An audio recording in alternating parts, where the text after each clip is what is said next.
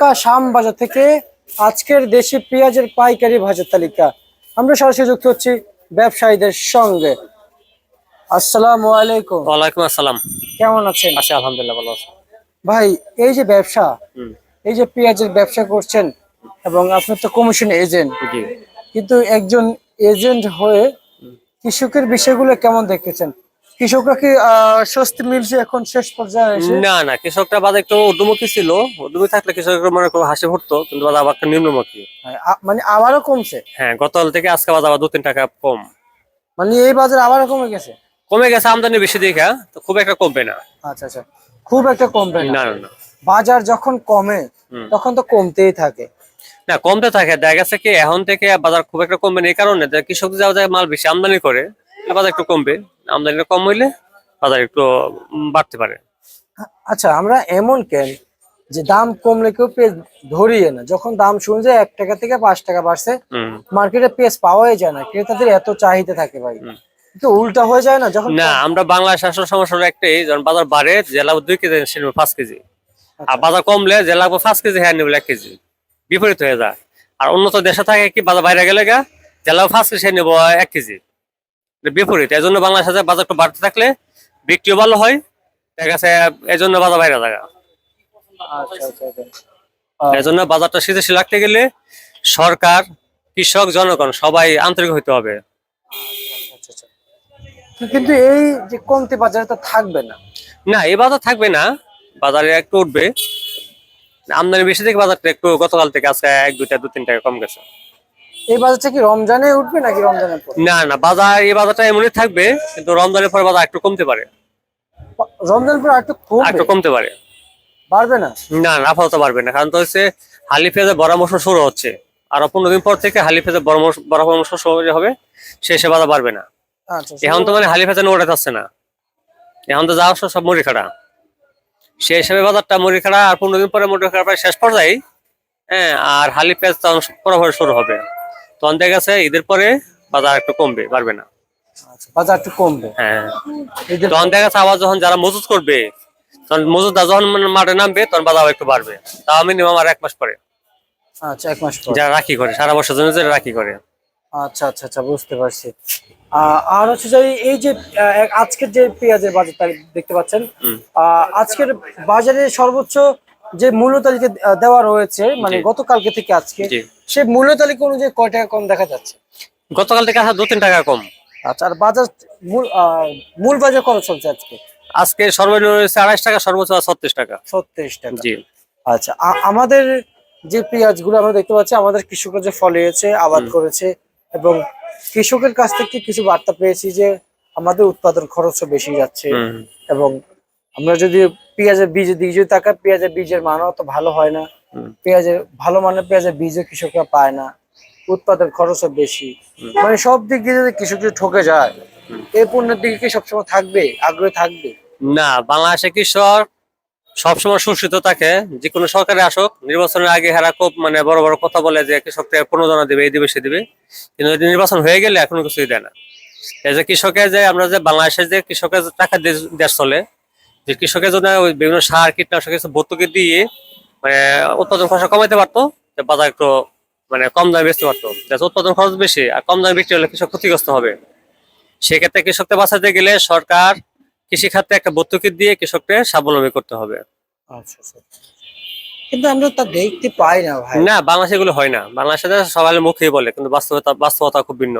খুব ভিন্ন। জি। কারণ আমাদের দেশে আমরা যা দেখতে পাই, যে আমরা যা মুখেই বলতে শুনি, যা মুখে বলে কইরা ফেলাইছে, যখন 2-1 মাসে তখন জিজ্ঞাসা করলে বলে যে এর ধারে কাছেও আসে না। তাহলে এইরকম দেশকে আমরা চাই না? আমরা তো চাই না, আমরা চাই দেশ ভালো থাকুক, জনগণ ভালো থাকুক, কৃষক ভালো থাকুক, কিন্তু এটা বিপরীত হয়ে যায়। যারাই মানে ক্ষমতা যা তারাই দেখা তার যা পেট ভরার জন্য ব্যস্ত থাকে।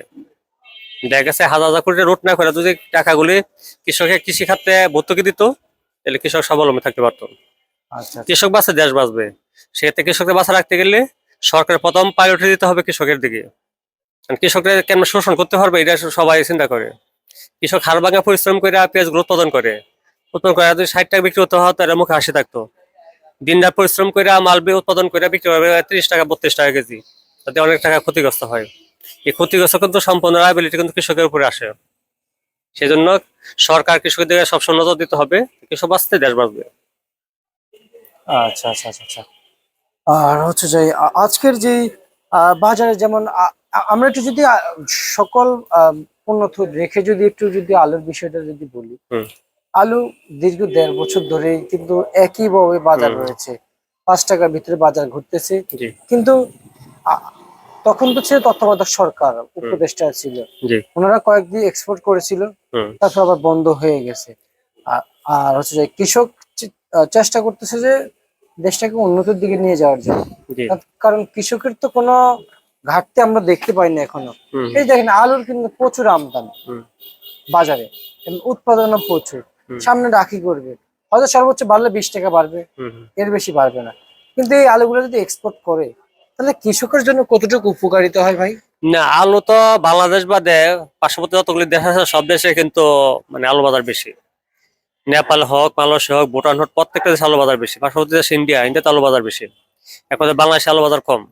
বাংলাদেশে যে পরিমাণ আলু উৎপাদন হয়েছে, তখন যে বাংলাদেশের আলুটা যদি বাইরে এক্সপোর্ট করতে পারতো, তাহলে দেখা গেছে কি বাংলাদেশের কৃষক ভালো থাকতো, বাংলাদেশের কিছু রিজার্ভ বাড়তো।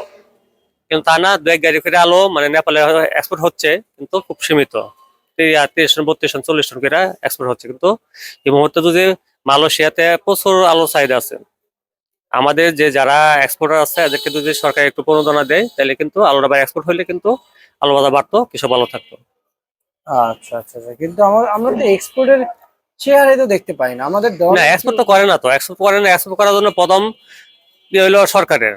সরকার এক্সপোর্টার যারা আছে এদেরকে যদি একটু উৎসাহ করে এবং দেখে প্রণোদনা দেয়, তখন দেখা গেছে বেশি বিশ্বের সব দেশে কিন্তু মানে এক্সপোর্টারদেরকে কিন্তু একটা প্রণোদনা দেয় জি। কৃষি মন্ত্রণালয়। কিন্তু বাংলাদেশে এটা হয় না।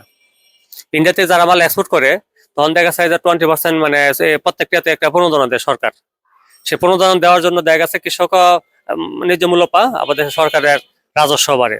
কিন্তু বাংলাদেশের বিপরীত। বাংলাদেশের যখন আলু উৎপাদন হচ্ছে, যদি আলু এক্সপোর্ট করতে পারতো, বাংলাদেশে কিছু ডলার রিজার্ভ হতো, পাশাপাশি কৃষকের ভালো থাকতো, বাজার একটু ভালো হতো। কিন্তু কিছু হয় নাই। আচ্ছা। আর আর আরেকটু জানতে চাই, যেমন বাজার রসুনের যে বিষয়টা, জি রসুনের বিষয় গেল বছরে রসুনের উৎপাদন বেশি ছিল, হুম কিন্তু চায়না রসুনের বাজারটা দমিয়ে দিয়েছে। হুম হুম। এই বছর কি সেম একই হবে? না, এটা যেটা না, এটা হলো আমাদের মানসিকতা কিছু চেঞ্জ করা দরকার। সরকারের কিছু ব্যর্থতা আছে।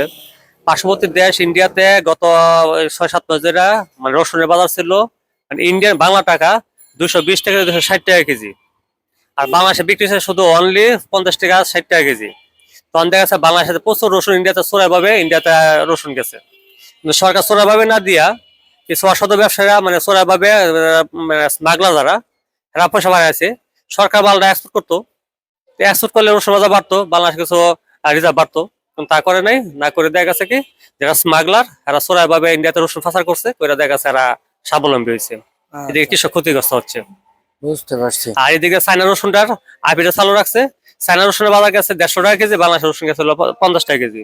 50 টাকা। সেক্ষেত্রে এই মুহূর্তে যদি দেখা গেছে বাইরের যে রসুনের আইপিটা বন্ধ করে দেয়, তাহলে কৃষক একটু পয়সা পাবে। আর যদি রসুন আইপি দিয়ে চালু রাখে, তাহলে দেখা যায় পয়সা পাবে না। বর্তমানে দেখা গেছে কি চায়না রসুনের বাজার হলো 180 টাকা কেজি, আর বাংলাদেশের রসুনের বাজার শুধু অনলি 60 টাকা কেজি। হুম। আচ্ছা আচ্ছা এটা আমাদের বাংলাদেশের মানুষেরা মানসিকতা চেঞ্জ করা দরকার, যে আমাদের দেশি পণ্য, আমরা দেশি পণ্য আমরা খাইলে দেখা গেছে কৃষক একটু ভালো থাকবে, আচ্ছা, দাম ঠিক একটু আছে। বাড়বে। নজরুল ভাই, আপনাকে অনেক ধন্যবাদ। Thank you. অনেকক্ষণ আমাদের সাথে কথা বলেছেন। এই ছিল আজকে সর্বশেষ 12 তারিখে ঢাকা থেকে।